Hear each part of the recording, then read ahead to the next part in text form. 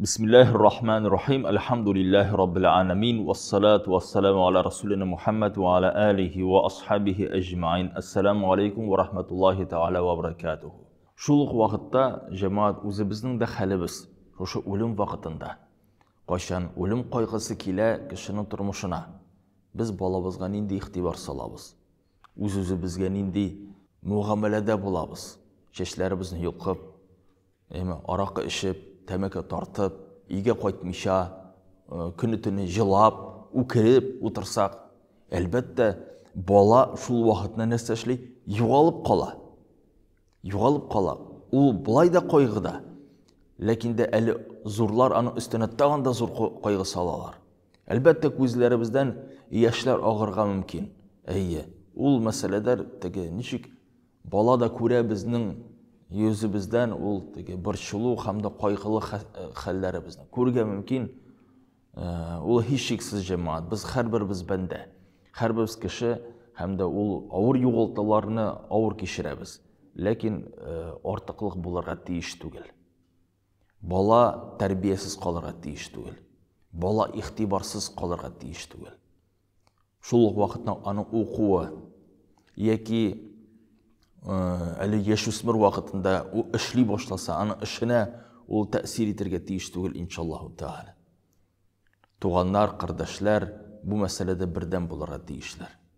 Nişikde bolsa, indi anın vaqtında tege bola qarşında nişikde bolsa ol o'lim meselesini şitke qaldırıp anın turunda sileşmeu, şul vaqtında bu aytırlik ağır halini suzib qına jibergen mümkün. Şul vaqtni unuturga kerak tugil cemaat. O'lim meselesinde bolaga anlatgan vaqtda artıq o'limga qarata, ahiretga qarata muhabbat uyatu o'zine qarata da bir qo'rqinchligi bor. Bu shaxsan mening fikrim bor. Chunki bolalarning, maxsus yosh o'smirlarning o'z-o'zine qo'l solu meselesi bor bitali. Yani qul saldım, Allah'a koştum, bu dünya meşakkatı bitti degan söz bo'lurga mümkün. Cemaat biz bolaga to'lida o'rnatirga tegishmiz.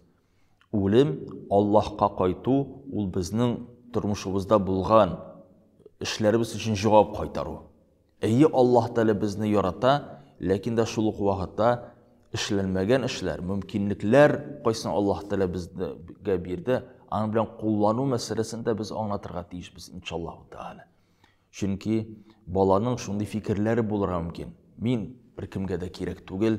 Hozirgi vaqtda indi o'lim, indi ul shul zot qaysisina ketsam bu dunyodan qutulasın yoki tag'in narsasi. Yomon fikrlar kirga mümkün. Şunlar bolaga o'lim meselesini öğretken vaqtda bu dünya yo'qqa chiqdi hamda bitti degan mesele tugil. Elbette dünya devam etilecek. Lakin de o dünya devam etilgach narsa anda javob qaytarga da to'g'ri kelajak. Shul vaqtni öğretirge kerak bolamizning birdamlikka, an bilan oralashuga, o'zimiz aralashirga tegish bolamiz bilan.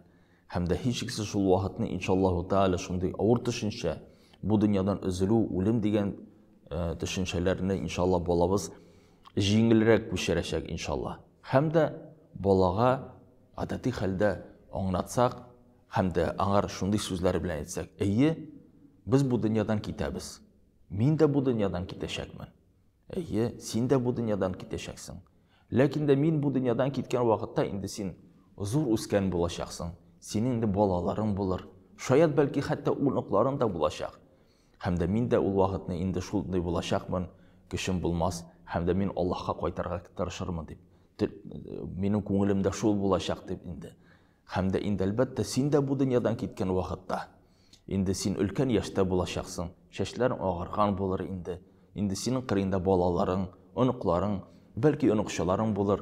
Bu dunyoga sen qo'ygan maqsadlaringga erishashaqsan indi. Ishlaringni neyse o'zing tilading, butinisini ishlarsin. Hamda dunyoni ko'rsin. Shundan so'ng indi Allohga qaytu, sen o'zing ko'nglingda bo'lashaq degan. Mana şu fikirlerde biz balаны öğretsek, inşallah şunday farzlav koysak alırga, özüne qarata bir hayli dua bulup qaytashaq. Ne sebepten? Çünkü bizning duamız balabız için. Yani özüne qarata bir Allah'tan кері қағылмаслық бір жауап иншалла. Шуңар bu düşüncelerge iretsek, hiç ise Allah subhanahu teala qabullardan ilesin, ağır vakıgalarda özümüzge de sabır bulurga, tüzümlü bulurga, hem de özümüzün Müslüman halinde saklap kalırga, hem de şuluk vakitte balabızga da matur etip şu ağır düşüncelerini anlatırga inşallah. Selamun Aleyküm ve Rahmetullahi ve Berekatuhu.